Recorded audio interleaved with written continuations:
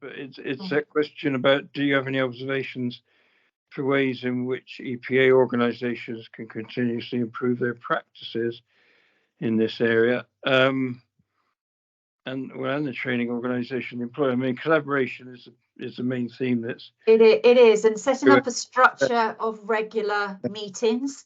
Yeah. So not just sort of having an endpoint assessment organisation over here, but making it part of your structure as a training provider to meet with them regularly, and to follow their reasonable adjustment policy and procedure, and to give them as much notice as possible, to discuss openly with them. Mm-hmm.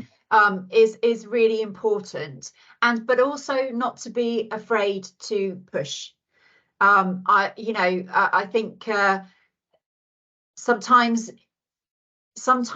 how do I word this? Sometimes it's easy. It's easier just to say, we can give extra time.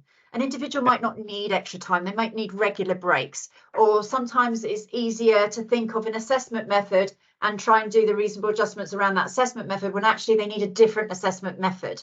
Right. So, it's really important that you challenge and that you evidence.